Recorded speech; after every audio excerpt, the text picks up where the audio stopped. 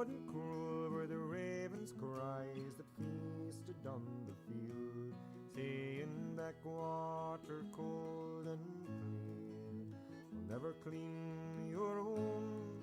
There's none but the maid of the winding mere can make thee hail and soon.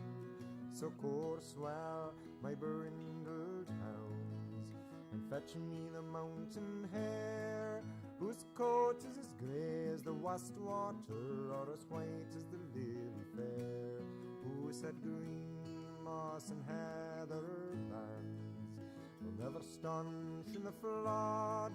There's none but the witch of the West Midlands can save thy dear life's blood.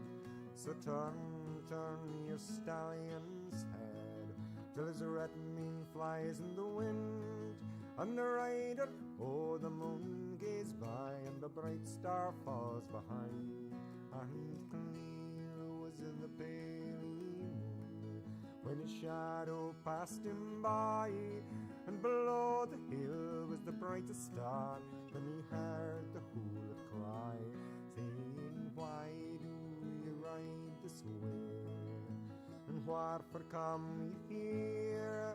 I seek no witch of the West Midlands that dwells by the winding mere.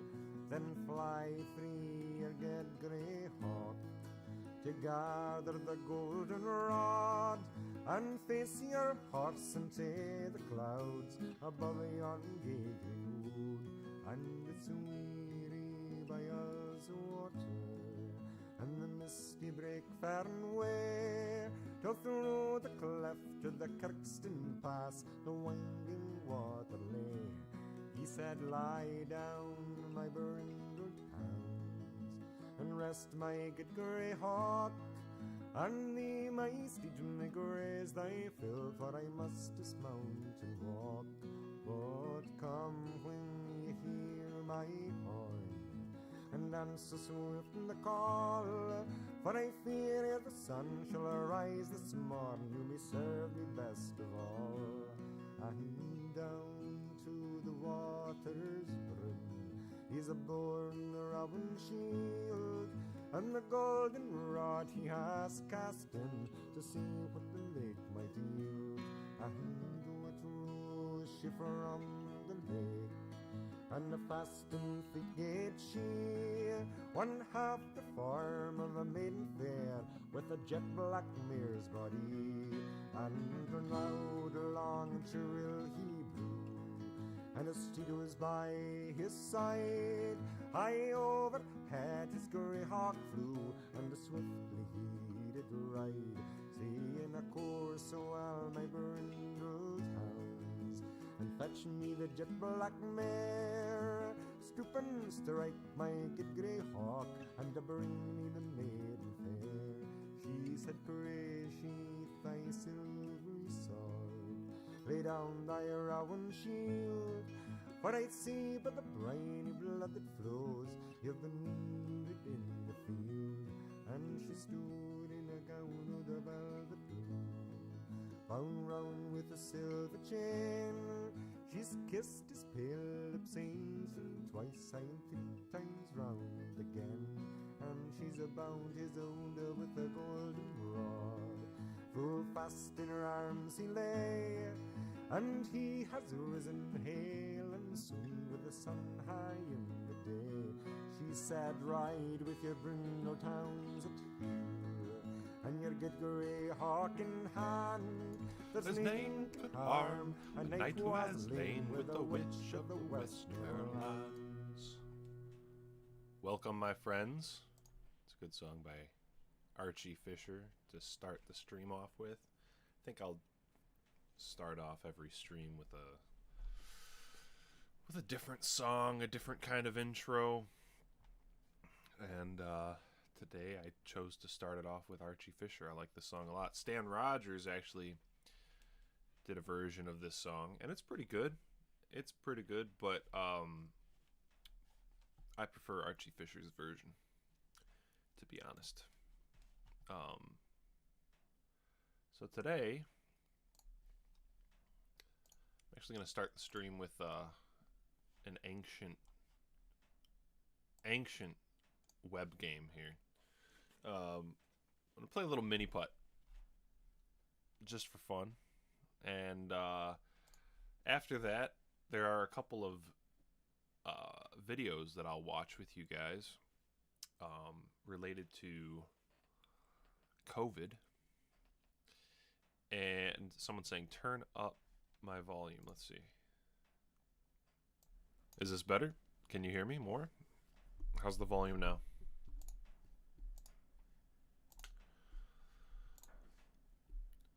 Let me know how the volume is. I might have to get closer to the microphone.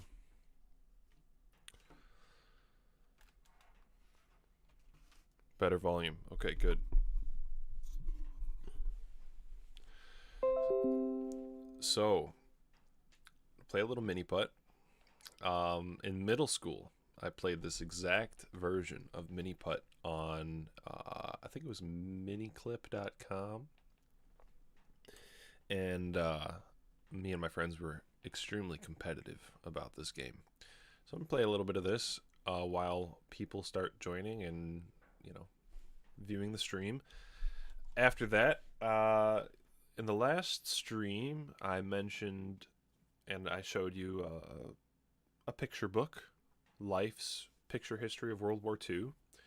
And a few people said that they liked the idea of going through old books like this, nice old picture books. So I went and found a couple others that you all might be interested in. I might not get into a picture book today, but maybe the next stream. Think about that. These are books that I picked up at thrift stores. I think I paid like $2 for this massive The United States, A History in Art. I know that's backwards for you guys. I think I can actually quickly fix that for you. United States, A History in Art. I'm getting pretty good with these OBS controls, I think. This stream will be saved. Yes, all streams will be saved. At least this kind of stream from now on will be saved. So there's the United States History and Art. There's this Greek sculpture book. Also a massive book the size of your head with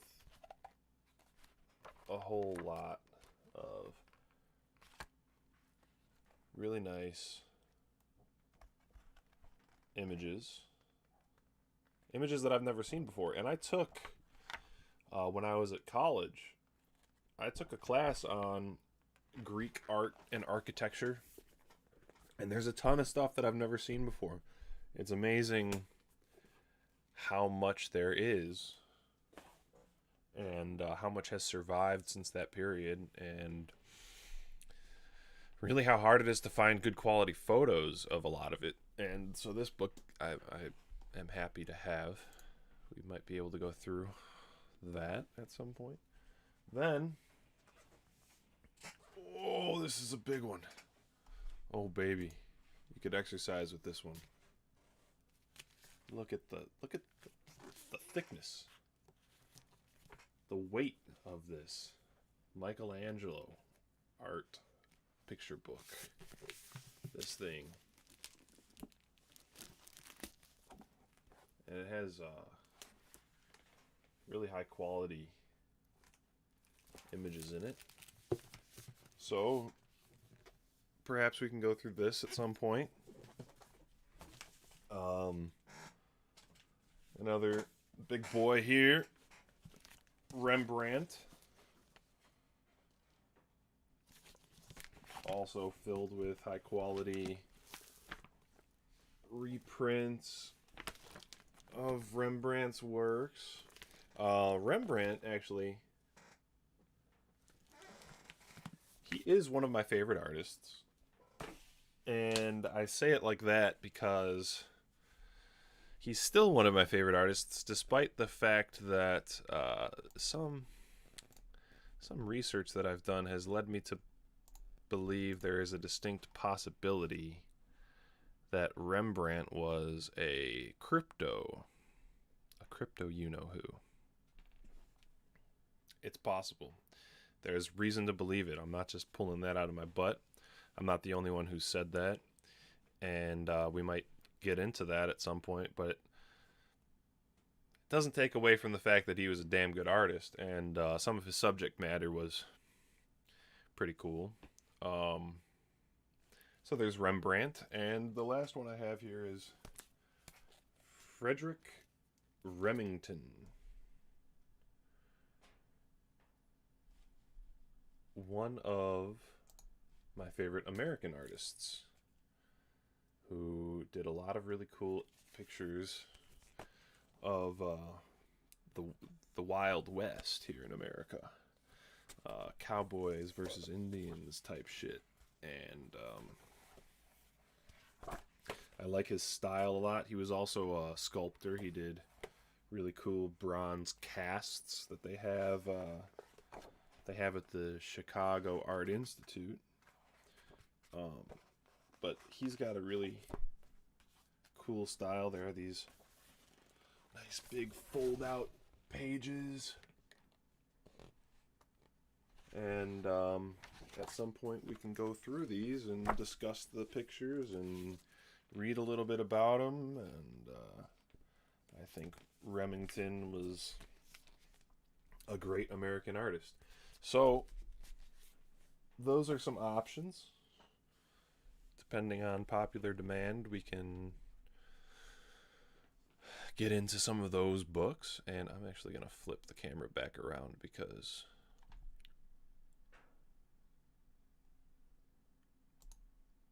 there. I don't know why, it just seems strange to have it mirrored that way. So those are the sorts of things we can get into moving forward. You guys let me know what's interesting to you. See what's going on in the chat. Semiagog says, once you get bitten by the art book serpent, you can't stop buying them. Be warned. I've been hauling hundreds of pounds of them around for years. Absolutely. It's one of those things that, similar to having hard copies of music, in the form of records or even CDs, or even just saving music on an iPod, or it's just one of those things that I think to myself, if the internet were ever to go out, if there was some kind of catastrophic collapse, I would want to be able to provide my daughter and my other future children, and just have for myself, at least some record of the beautiful things that European culture has created. And the just to be able to show history in the form of images, and having hard copies of that, it's such a luxury that we all take for granted today. If we were to go back even just 150 years, having really nice picture books like this, and art books, and books full of pictures of sculptures and things like that, that would have been accessible only to the super wealthy. And if you go back even farther than that, because about 100 years ago there were museums people could go to and whatnot, but if you go back even 300 or so years into the past, the average person not only would not have had access to this sort of thing, their very existence, in a lot of cases, would have been unknown. So I find it a very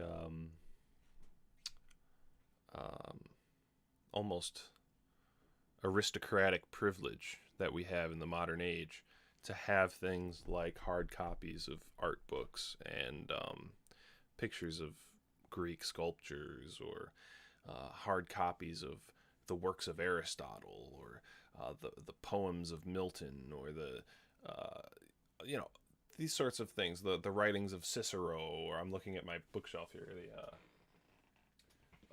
Lucretius, and these history volumes, and all this kinds of stuff that we have today access to. So, you know, if you're interested in those sorts of things, go to thrift stores in your area. These books, not the 3 art books at the end that I showed you, the Remington, Rembrandt, and Michelangelo, but the other books purchased in thrift stores, all for less than $3 each. So thrifting is where it's at. Anyway, I could have been saying all that while playing mini putt. However, mini putt does take some intense concentration. I'm going to show you guys.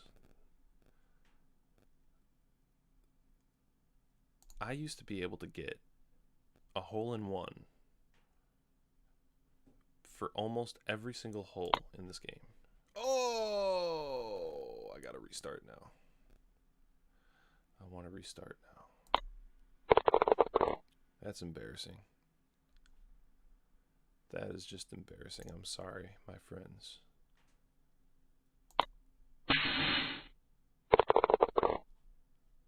So this game, I used to play this in middle school. And my friends and I were very competitive about mini putt. Posterity asks, are you looking forward to Resident Evil 8? I am not. I've never played any of the Resident Evils. Oh my god, you gotta be kidding me. It went right over the hole. Never played any of the Resident Evils. Southern Nordic asks, how long has it been since you played this? I played a couple rounds yesterday, and that's what made me think to play it today. Oh, baby. Look at those. This game is highly competitive, though.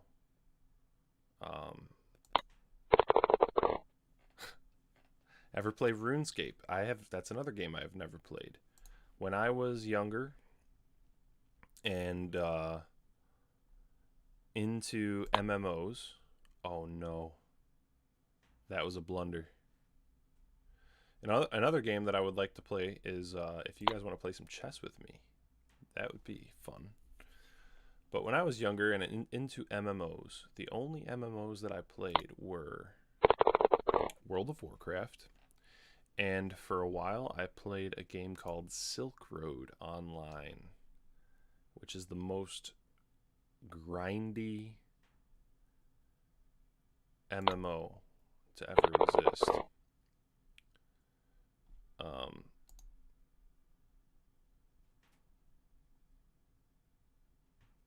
Southern Nordic says, let's play some chess. That would be great. I'd be down. I have a feeling also, if Semiagog is still watching, that Semiagog would be a good opponent in chess. I somehow get that feeling. By the way, it was nice to see you in the chat, Semiagog, and thanks for stopping by if you're still here. Southern Nordic says Diablo was the shit. I was terrified of Diablo when I was a kid. I played it. I never beat it. What? What? You all saw that, right? I'm not just hallucinating here.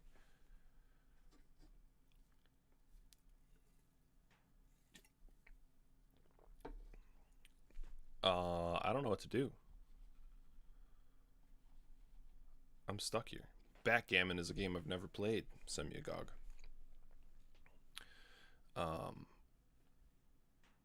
But yeah, so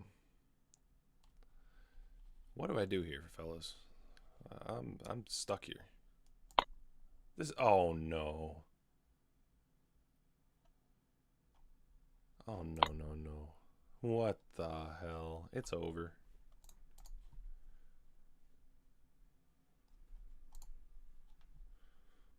Gotta start over. I just wanted to get through one round, and that happens. I just wanted to get through one full 18, and that kind of shit happens. Wow, same shit that happened last try.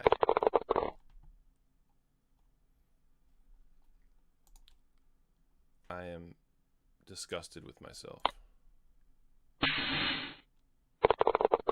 The bank shot.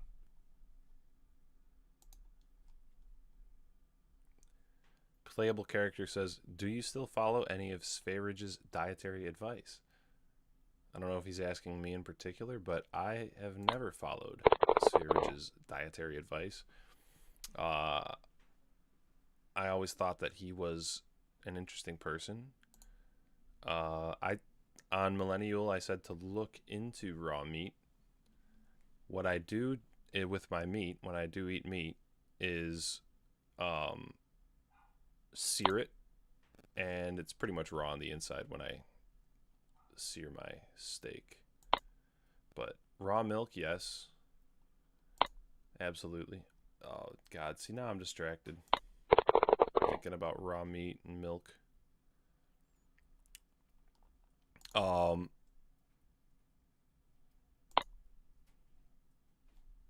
But yeah, when it comes to steaks, I'll sear them for, if I'm on the grill will be at about 400, 450, somewhere around there, and I'll sear each side. If it's like a 1.5, 2-inch steak, sear each side for like somewhere around 4 minutes, and comes out pretty blue, as they call it, blue.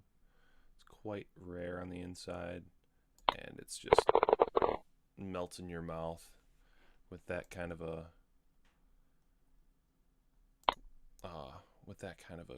cook to it.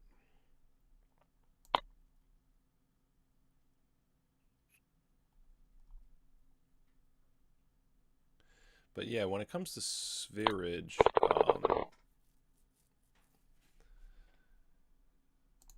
he's an entertaining fellow, and I like what he does he's very polemical, and I like that about when people have the balls to really rile people up, and he does that with vegans, and I think it's funny. I enjoy watching his. Oh, do not do the same thing as last time, please. This is embarrassing, fellas. I'm supposed to be the world's greatest at this, and I'm messing up.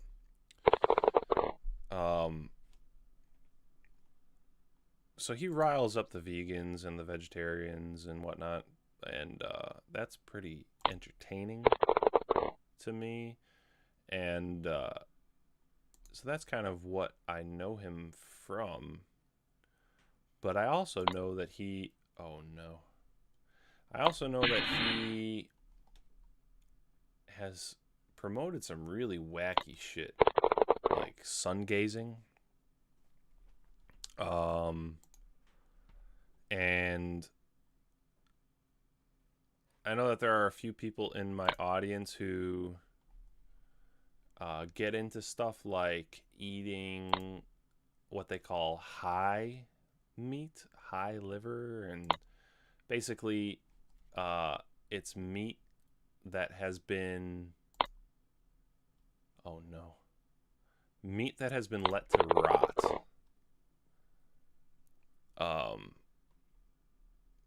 for months at a time,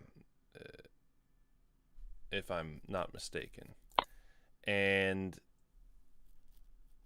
they eat it after letting it rot. And I just can't abide that. That's something that is beyond anything that makes sense to my mind. It's like your senses should be repulsed by something like that. And if you're able to override your natural gag reflex and repulsion towards something like rotten meat, then that's something that I can't understand. That's 38 out of 48. I'm embarrassed, fellas. I'll never show my face with this game again. I'm sorry. So anyway, let's see what people are. I think there is an Icelandic dish where you bury a shark in piss for fermenting. See, fermented food is different from high meat, if I'm not mistaken. Let's see. I could try to look it up.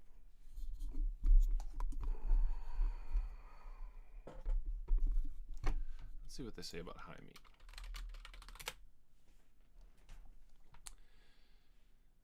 High meat is the flesh of any animal that has been allowed to decompose. Look at, here's some pictures. Nom nom nom nom, delicious.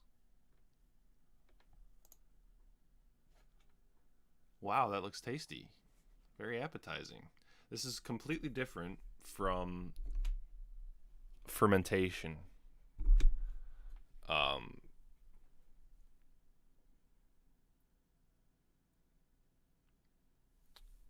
Mugen says, "Ah, I see you're running the Brave browser, a man of culture.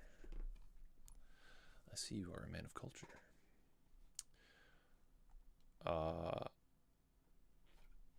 Yeah, this is just repulsive to me. And cannot recommend it. Didymus in the chat, welcome. Got a lot of good folks in the chat. Didymus, I don't know if you saw my last live stream, but I mentioned you because a book that I was reading had writings in it by John Dos Passos, and I think you're the one who introduced me to him, so I will forever associate him with you. Eric Ferosa says, "Eat onion to become strong." Raw onions like apples. I would not recommend that either. But anyway, let me get into a couple of the COVID videos that I wanted to watch with you fellas.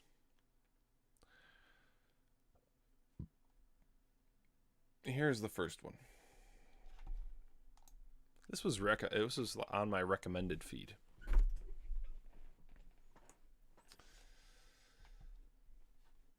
Dr. Fauci. Just that title that they give him, Dr. Fauci. It's so in and of itself, it feels so propagandistic. He's Dr. Fauci. He's known only by title plus last name. It's like how the people in the medieval ages referred to Aristotle as the philosopher. This guy's like the doctor. Fauci has somehow this guy who completely lacks charisma, completely lacks any sort of like air of authority. Honestly, when you see him speak, has been elevated to this position where normies will say things like, "Well, if Dr. Fauci says it's safe and effective, then I guess I'll have to get the vaccine. Dr. Fauci says it was safe and effective. Well, what did Dr. Fauci say about this? What would Dr. Fauci do?" So this was on my recommended. And I watched it. earlier today, and it was so, like, line by line, so riddled with non sequiturs, logical fallacies, just pure stupidity. And it feels like it's talking down to me. It feels like it's so boldly nonsensical that I can't imagine the type of person who would watch this and not be struck by how stupid it is and nonsensical it is. So let's just start watching it. Oops. Today, the CDC and FDA announced that they are calling a pause on the administration of the J&J vaccine for COVID-19 due to a small number of adverse events. It was seen in 6 out of the 6.85 million people who've been vaccinated. And okay. So the first thing is really downplaying the entire situation, saying a small number of adverse events. Can you be more abstracted away from reality than this? Is it possible to be more abstracted away from reality than this? A small number of adverse events. It's as non-specific as you could possibly get about the actual effects that this Johnson & Johnson vaccine has been having on people. And yeah, a small number of adverse events. It just, and if 6 out of the 6.85 million, somehow that seems impossibly small. It seems like they are narrowing the scope of the statistics that they're giving to, I think it's just to the blood clotting issue of the Johnson & Johnson. Yeah, Boomy says, I think it was blood clots. I think they're just narrowing it down to that so they could say, oh, it's just 6 out of the 6.85 million doses. But when you look at the vaccine adverse event reporting system on the CDC website, and you do a search, let's see.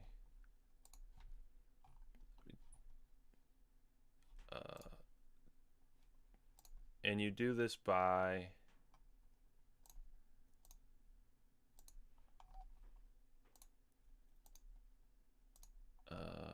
maybe this will take too long. Anyway, you could do this for yourself. Go to the vaccine adverse event reporting system.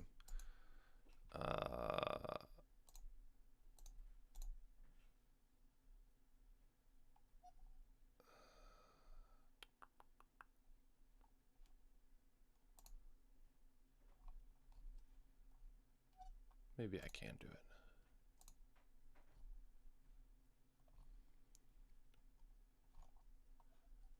And you go with just the COVID vaccine.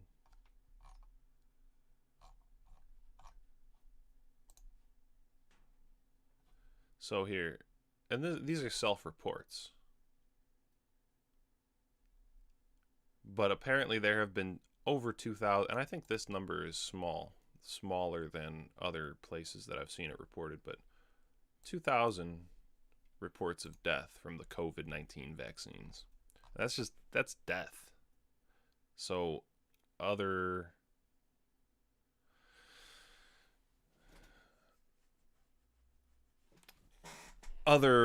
less destructive or less significant effects than death must be higher than this. But apparently just 6 out of the 6.85 million had adverse events happen after the vaccine. 6 out of the 6.85 million people who've been vaccinated, and out of an abundance of caution, they've... Charles Lindbergh says they always use the 6 million number too. I know. It's just a coincidence. Don't worry about it. Called a pause on the administration. If the side effects are so rare, why the need to pause the use of the vaccine? There are a couple. So this is the part that really baffled me. This is the part right here that made me want to react to this video with you guys. Because look at the question. If the side effects are so rare, why the need to pause the use of the vaccine? And then really pay attention to how he answers this question. There are a couple of reasons to do that. The first is to investigate this a bit further. The first is to investigate this a bit further. He sounds really like a Brooklyn Jew. But the first reason to suspend the Johnson & Johnson vaccine is to investigate this a bit further. Why don't they do this for every other drug that causes life-threatening side effects? If it really is this rare for there to be adverse events, then why don't they do this for every other drug? Like, you realize that Tylenol has a chance to cause something called Stevens-Johnson syndrome, which is, I think it's like an autoimmune response to Tylenol, which causes your skin to start sloughing off. I mean, your skin literally starts, your mucous membranes start to literally melt and your skin falls off. And people have died from that. So the idea that you have to suspend a vaccine in order to investigate it further, you have to suspend some kind of medical treatment to investigate it further, is not true. You can investigate things without suspending it. So that's the first reason makes no sense. Let's see the second reason. And the second is to alert the myth of our myth there lies says, who needs skin? Don't be so greedy, Germ. It's true. Skin is it's a barrier. It keeps us apart, and we need to be more accepting of microbes, of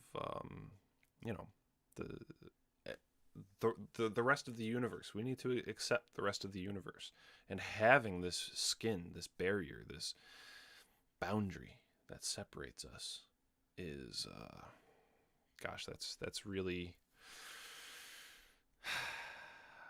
I mean, it's not being very accepting. It's really being hateful, as a matter of fact. It's quite evil. We need to embrace the rest of the universe and become one with everything. And the first step to becoming one with everything is to rip your skin off. Is to alert the clinicians out there when someone comes in with these types of symptoms to ask them if they have a history of a recent vaccination. Okay, I don't know if you guys were paying attention there, but what he just said is that they have to suspend this vaccine to alert the clinicians out there that if somebody comes in with these types of symptoms, to ask them if they have a history of a recent vaccination. Now, what part of that requires them to suspend the vaccine? Why can't they do that? Why can't they alert the clinicians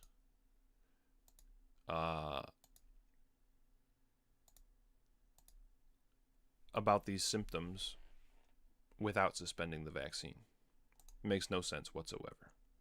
Both of these things can be done without suspending the vaccine. So what is the real reason behind this, I wonder? I'll get to that right at the end of this video. I'm really turning this 2-minute video into a long rant. So I do think there is a reason that they're suspending the Johnson & Johnson vaccine. But it has nothing to do with these two bullshit reasons he just gave.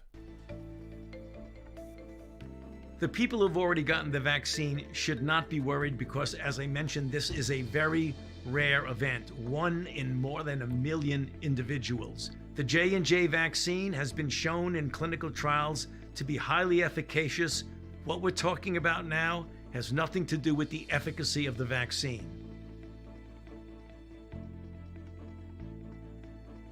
The federal government is working with the distributors of this vaccine to see if we can expedite getting appointments to get an alternative vaccine, namely either the Pfizer or the Moderna vaccine.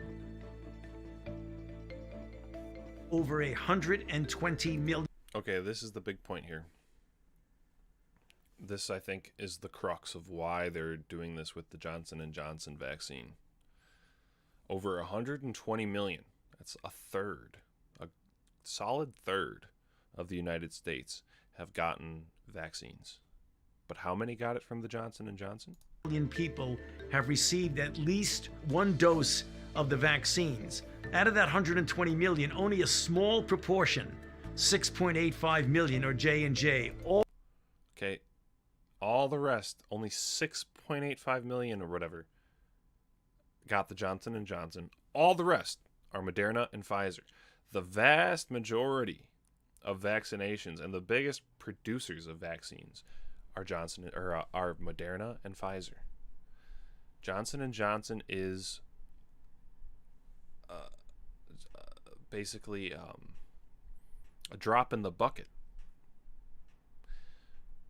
So it's insignificant, basically, the amount of vaccines that they've produced, the amount of people who have gotten this vaccine.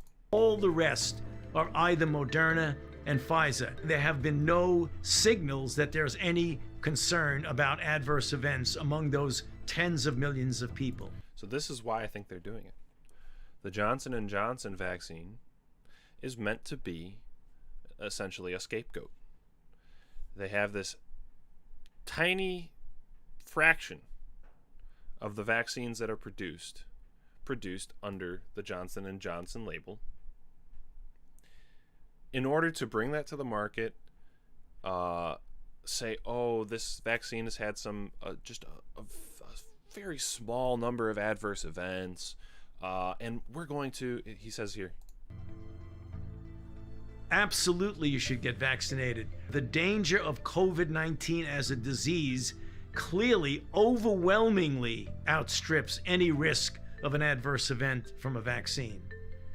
Oh, he doesn't say here. He says it back here. And FDA announced that they are calling a pause on the administration of the J&J vaccine for COVID-19 due to a small number of adverse events. It was seen in 6 out of the 6.85 million people who've been vaccinated. And out of an abundance of caution. Okay, that's my point. So they have this tiny fraction of vaccines produced under the Johnson & Johnson label. The vast majority of vaccines are made by Moderna or Pfizer. But they have this small fraction, this 6 million numerologically significant number of vaccines produced with Johnson & Johnson. They tell the public, oh, the Johnson & Johnson vaccine, that one's causing just, a few very small number of adverse events. So we're going to suspend that because we have an abundance of caution. We're overflowing. We're brimming over with caution. We don't want to hurt you guys. We don't want to hurt the public. So we're going to suspend the Johnson & Johnson vaccine because, look, we care about you guys. 6 out of 6 million. That's all it takes, and we'll take it off the market. So the average normie will look at that and think to themselves, when they hear somebody who's concerned about side effects from the vaccines, they'll think, oh, but if these vaccines were really causing problems, then they would have suspended it like the Johnson & Johnson. Look, the Johnson & Johnson, it only had 6 out of 6 million adverse effects, and they suspended that. So if there was really a cause for concern with the Pfizer and Moderna, they'd take that off the market too, of course. They have an abundance of caution.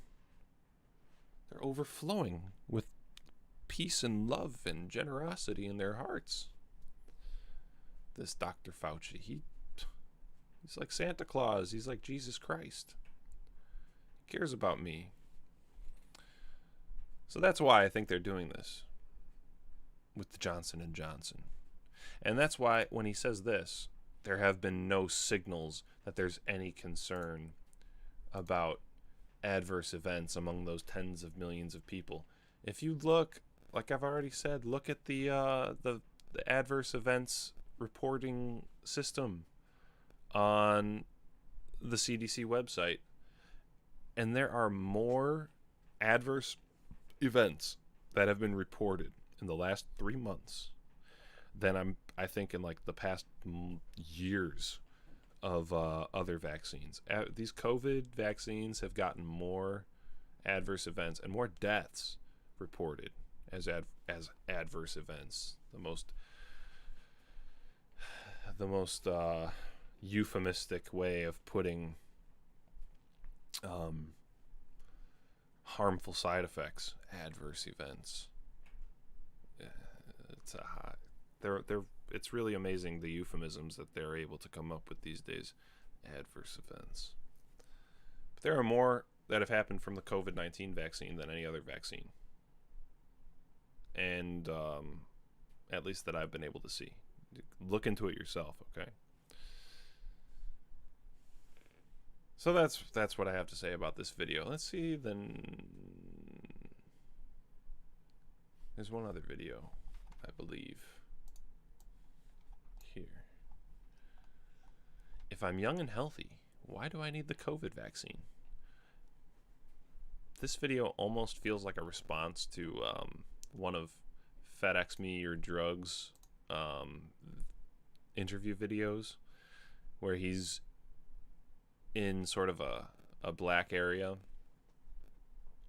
and a lot of black people are skeptical of the vaccines. And this video actually says it's a living library of FAQ videos to help black people, capital B. You better capitalize that B. They are black with a capital B. Black people, the Kangs, the capital K, with this important decision.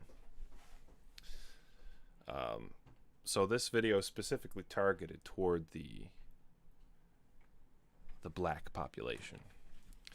And this is exactly what some black people have said in the FedEx Me Your Drugs videos, where he's asking them what they think about the vaccines.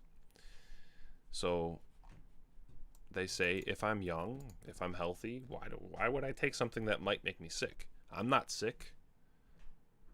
I don't plan on getting sick. I feel good. Oh, by the way, the other thing, just random point. Look at the ratio here. These videos are getting ratioed hard. This one too. And the comments are turned off. Imagine if the comments were on. Anyway, they say, I'm not sick. I'm young. I'm healthy. Why would I take something that might make me sick? Like these vaccines. So they're trying really hard to get the black community on board.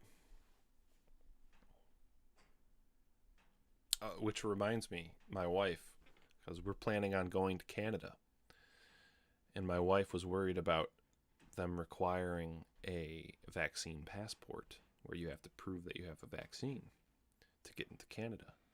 And apparently Trudeau is not, well, he's leaning toward not requiring the vaccine passports because Canada wants to be so open, so tolerant, so, accepting, that I think they realize that if they require vaccines, the number of Africans and Arabs that they will be able to import into Canada will drastically drop, because these non-white people, especially Africans, are not interested in vaccines.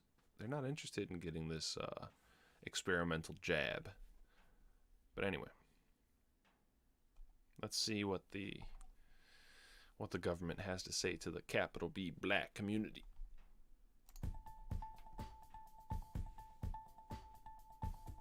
So a couple of reasons. So one, doesn't mean you won't get sick.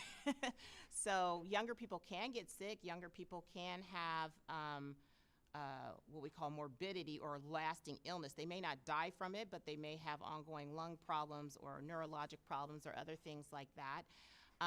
But I think the other thing that we think about in pediatric is what is your risk in your community? Okay, so you might get sick. That's really their answer. You're young and healthy, but you might get sick. You might get sick from the vaccine. The number of people who actually have gotten sick from in the sort of younger age group, people under 65. It's apparently Men Like God says, look at the duper's delight on this one. Yeah, she's giggling. This is supposed to be a very serious topic, but she gives these little let me tell you what's what giggles. So it's the same. The amount of people who are younger and especially in the age range of like 18 to 25, they're not getting sick. They're certainly not dying from this alleged disease. The number is extremely low. So that's the first point. If you have a chance to get sick from COVID, yeah, you have a chance to get sick from the vaccine too. So what? But now she talks about, what is your risk in your community? What's your risk in your community? So, I just told you we have a bunch of children who cannot get the vaccine. But if you are, let's say, 18-year-old who gets COVID infection and you give it to a 5-year-old and then they go visit grandma who's 80 years old, now you've infected someone who may die from it. Grandma who's 80 years old can die from a lot of infections.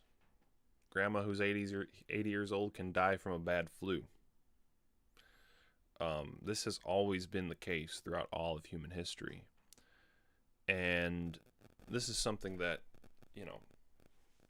I could make a whole video, and I probably will, make a whole video on my thoughts about how to argue about COVID-19, but a lot of people take the stance or take the route of arguing about whether or not COVID is as deadly as they say, whether or not the vaccine is effective, whether or not the mask measures are effective, all these sorts of things. Then you can get into that argument. But people who are really emotionally caught up in this idea of saving grandma, or just the types of people who will tell you, oh, you're selfish.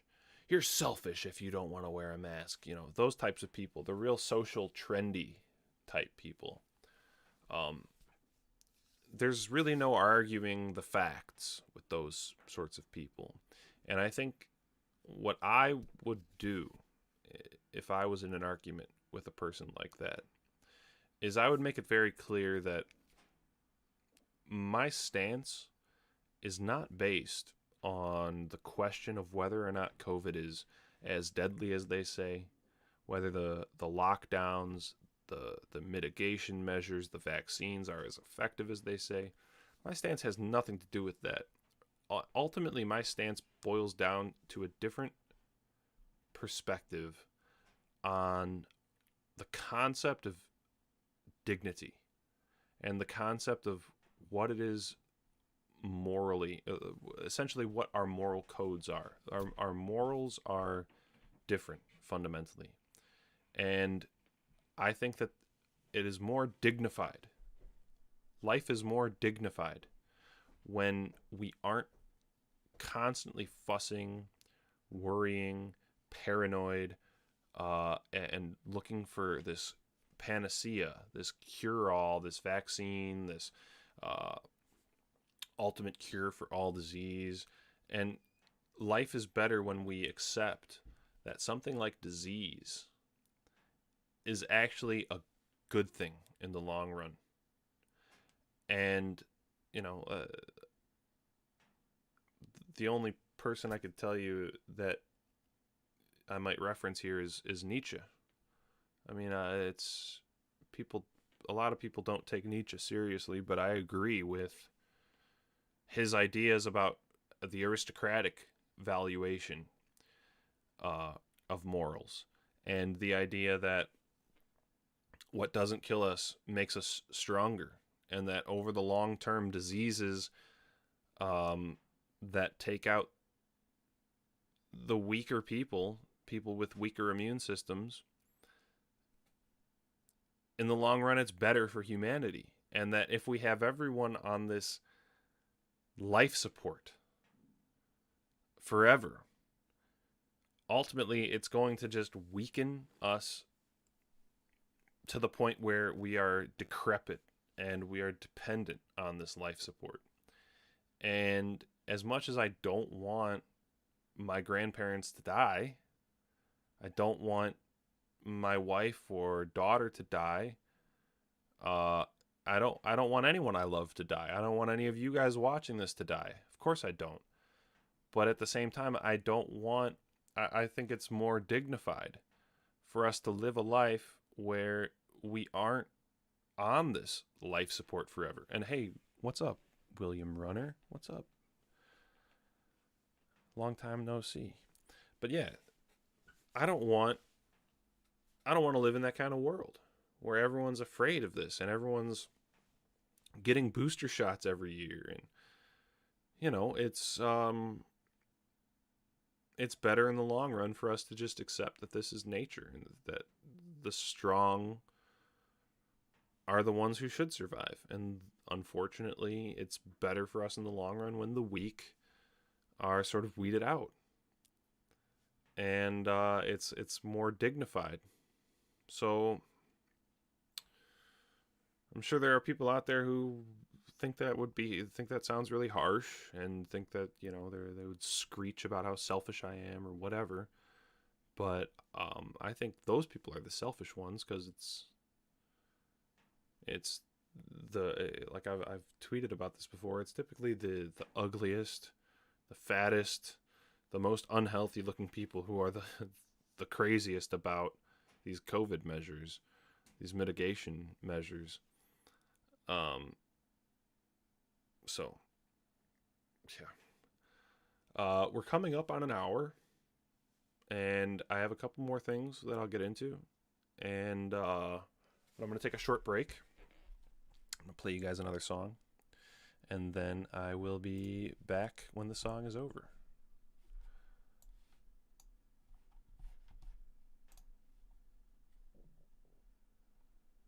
Let's see.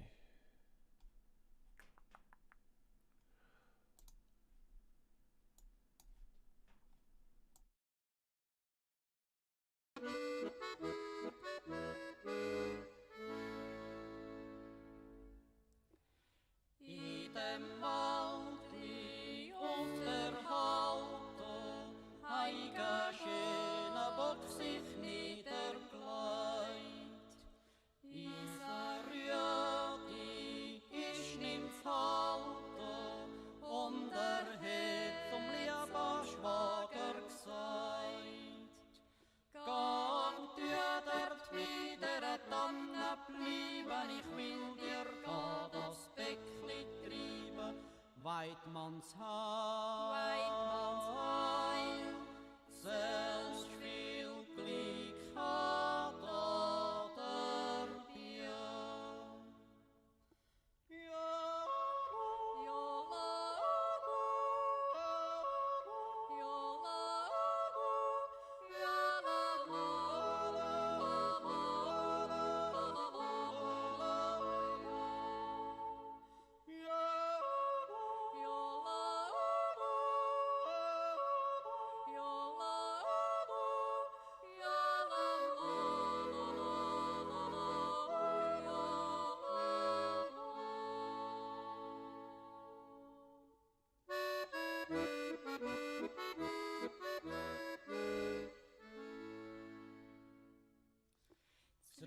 Dies Schwager, der verschwinde, mir's noch leidig an as Erdli gehen.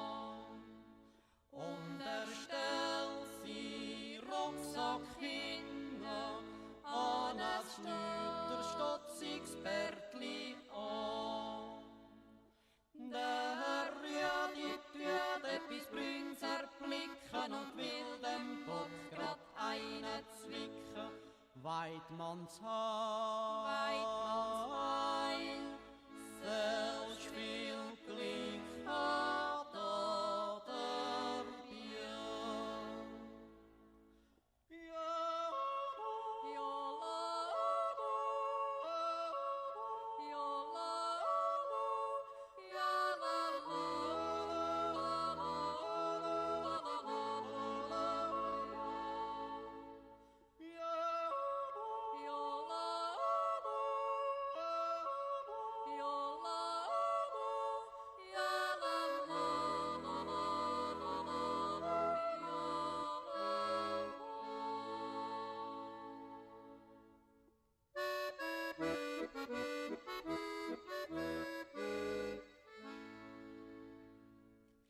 Ja, der Rehbock fliegt im Zickzack, ist aber gar nicht getroffen gsi.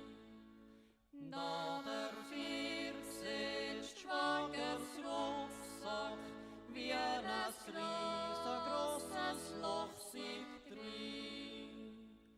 Und Müssteit dort, dat ist du da liegen, wenn Putt ist, kann der Sack am Rücken. Weit man's Heil, hast viel Glück gehabt oder Bier.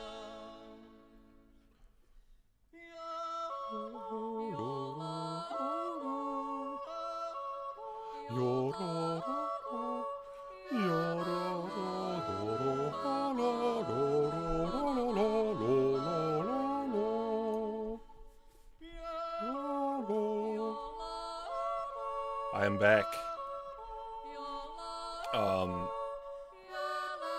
Couple things that I wanted to say that I remembered during that short break. The first thing is, after my live stream yesterday, my first the prologue live stream, I received two very nice donations, very generous. One of them was actually in Bitcoin, and I have to say thank you very much for that. That was really surprising, and I appreciate it. It means a lot to me. So I wanted to say thank you if you're watching right now. The other thing is, if anyone out here speaks German, I think that this is actually like the Swiss dialect. If you could write the lyrics and translate the lyrics for me for this song. I love this song, but I can't, even though I took 4 semesters of German in college, I can't get what they're saying actually in a lot of this song. So if anyone out there wants to do me a huge favor and write down what the lyrics are and the translation, I would really appreciate it. So that's all I had to say about that. See what people are saying in the chat. People are, oh god, the conversation has turned to Varg Vickerness. Varg still has a stick up his butt about me. He still occasionally throws some shit my way, which I think is funny. It's at this point Varg thinks about me more than I think about him, so I feel I don't know what to feel about that. So this section I'm gonna have to make shorter than the first section because during the break here, my wife told me that dinner would be ready in about 25 minutes, so I'm going to be eating a delicious pork roast with my wife, And but I just wanted to get into one thing, completely different from before. Talked about COVID before, but I recently watched a movie. Talk about this movie a little bit. The movie was called Peterloo, and it touched on a subject that I've mentioned in a, if I could find it, a subject that I've brought up in a previous video, the one about honeypots. This was a while ago that I made this video. And Deadlift says, check your Litecoin balance later. Thank you. Litecoin just had a nasty little dip along with every other crypto, but I think Litecoin's going to hit its previous all-time high sometime soon. Maybe even break the previous all-time high, but I don't want to turn this into a crypto conversation. But Deadlift, thank you so much. Peterloo. I discussed this in a video because I think that this whole revolutionary movement that was occurring in Britain during the early 19th century, the early 1800s, was to a large extent a genuine revolutionary movement. However, it was co-opted, misled, and brought down by the equivalent of the CIA in Britain at that time. See, the level of discontent in the early 1800s in Britain was incredible. There were tons of people who were put out of work by new industrial technology. And this created a genuine widespread discontent.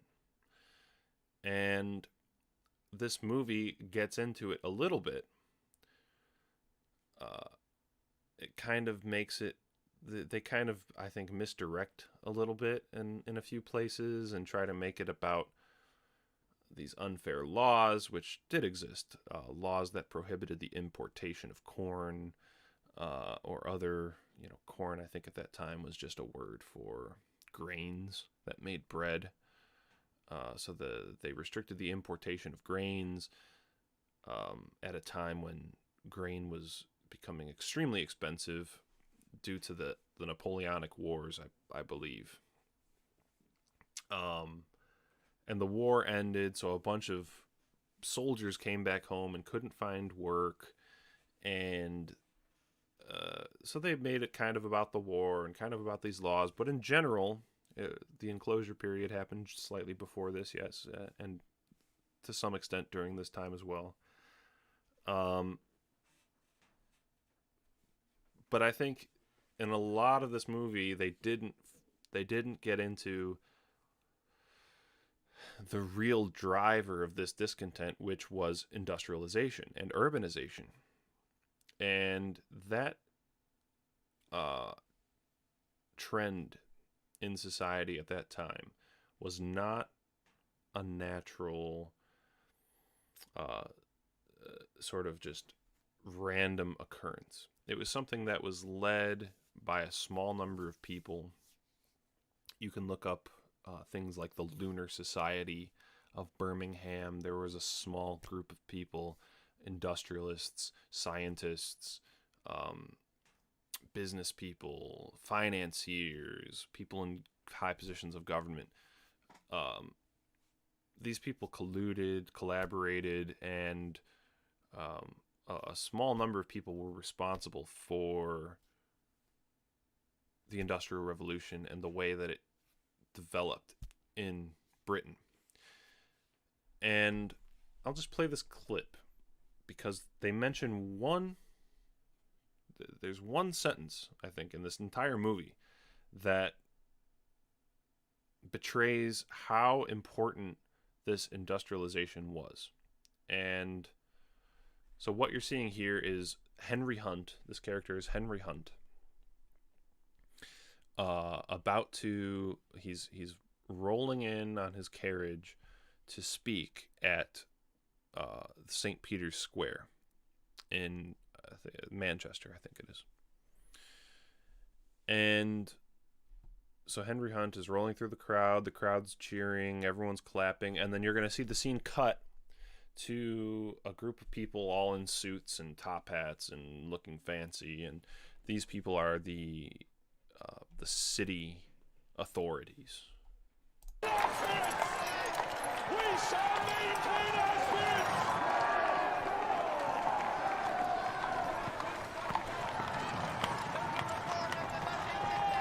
You know, before this goes on any further, let me reverse the video just in case it gives me a copyright strike. I hope it doesn't.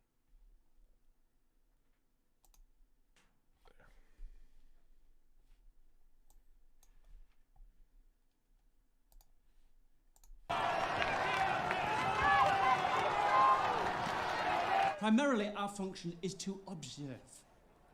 Secondly, we must expedite the express directives of the Home Office, which are, namely... The Home Office was like the equivalent of the CIA, the intelligence agency at that time, which had tons of spies that were involved. Can't see the video, hold on.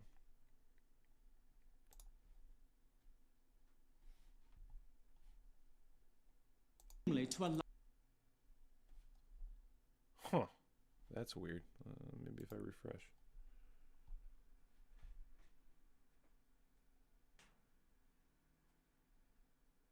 allow the meeting to take place. It is an illegal... Oh, wow. It's like automatically not being picked up by my screen capture software. Can you at least see the... Can you hear it?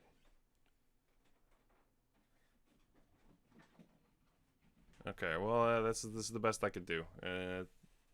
There's a bunch of people in top hats and suits and stuff. That's... Okay. But is it? It is not illegal, gentlemen. We must let Hunt speak, and then only seek to intervene should the crowd then move to riot. So is there a level of bloodletting which you find acceptable, Mr. Norris? Gentlemen, may I remind you that today is not the Sabbath. It is a Monday.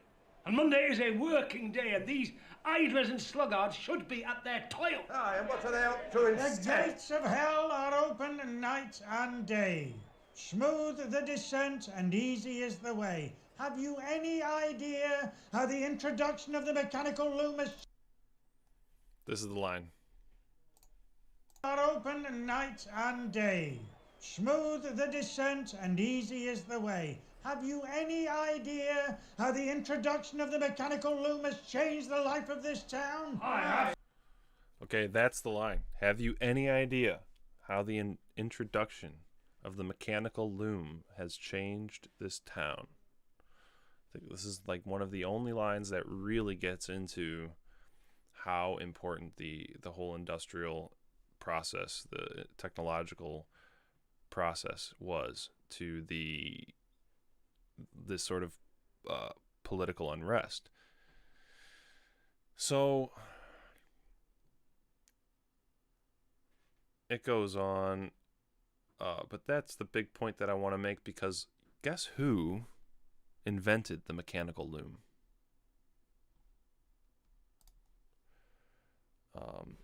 There's a man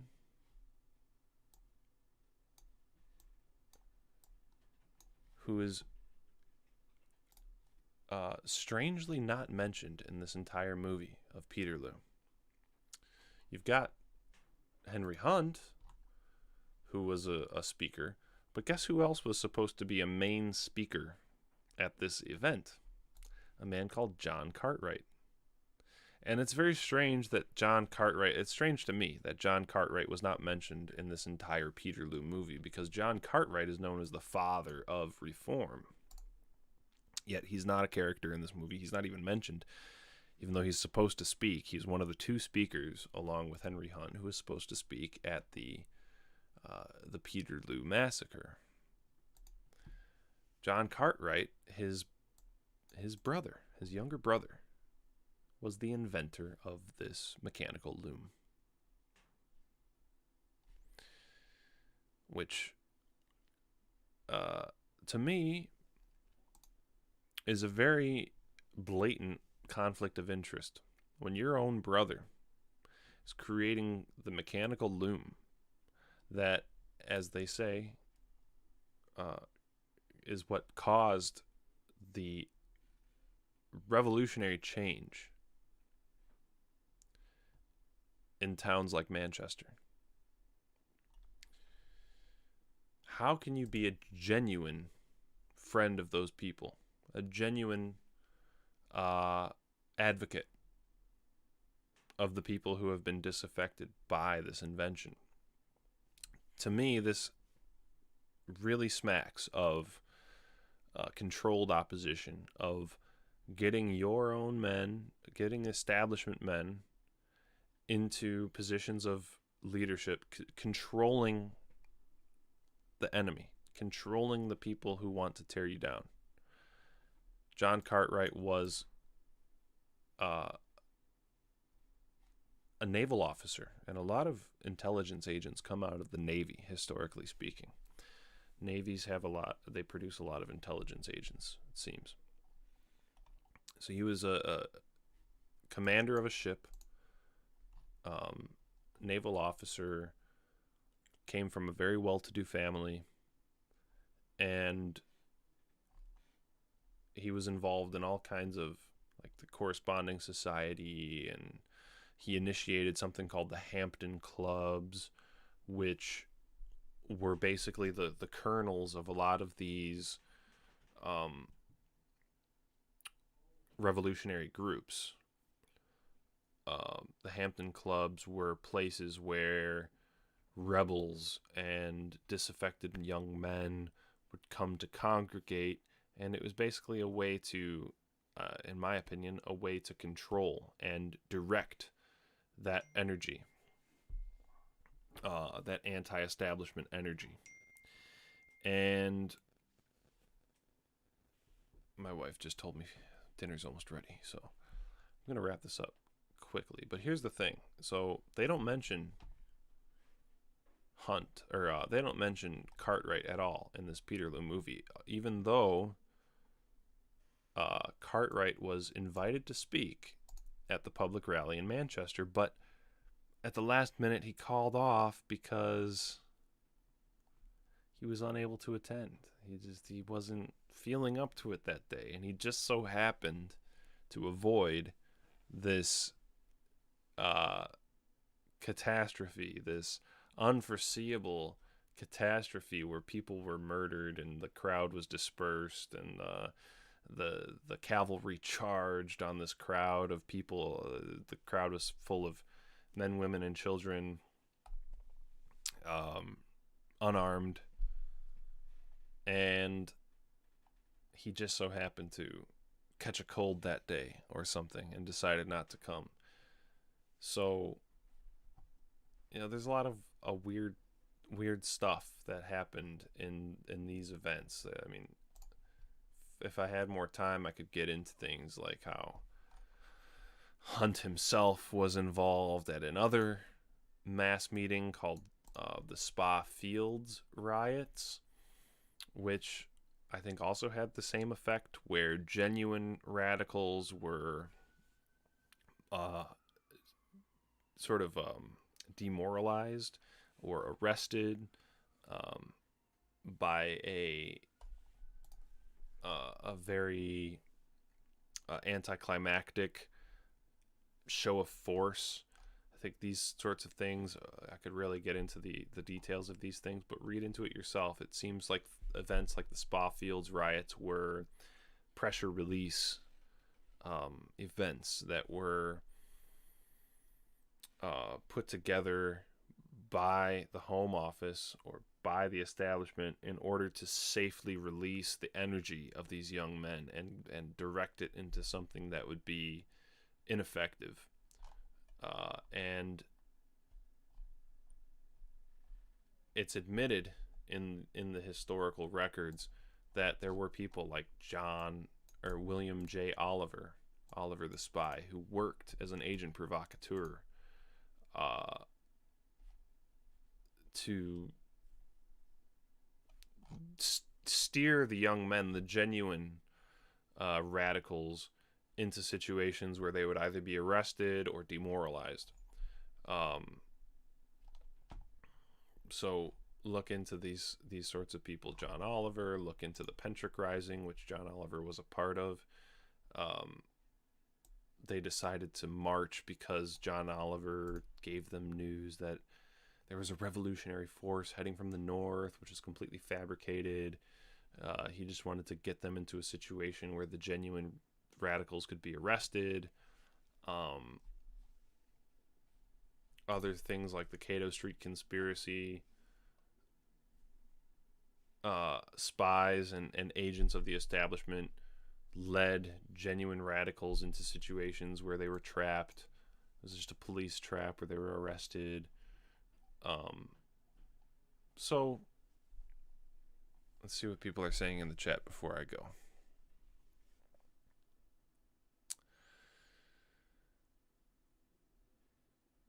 Look at the history.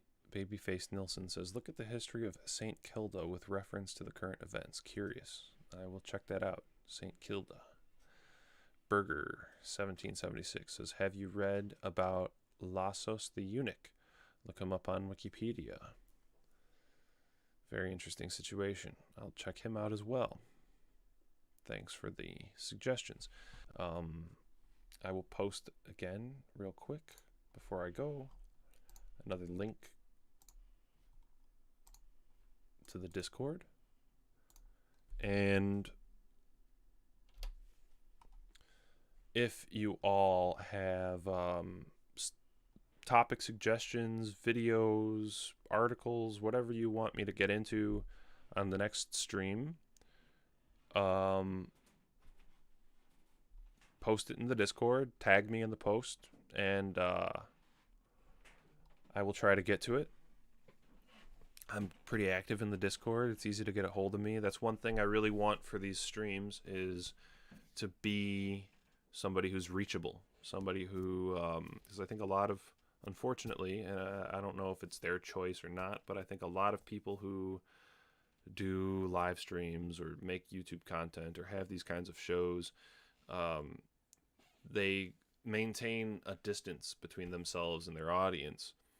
And whatever their reasons might be, some I'm sure have good reasons, others might have more nefarious reasons, but I think that I don't want there to be that great distance between myself and my audience. I want to interact with you guys. I want this to be a conversation amongst friends, almost, as much as it can be. When there's just one guy talking to an audience of 100 people watching, but yeah, I just, I want to be reachable. I want you guys to, interact. So anyway, I hope you guys enjoyed. At some point I'll want to set an actual schedule for these live streams, but for now you can expect it to be 2, maybe 3 times a week. And yeah, have a good night, you guys. And thank you again to the people who donated. Thank you so much. See you again soon.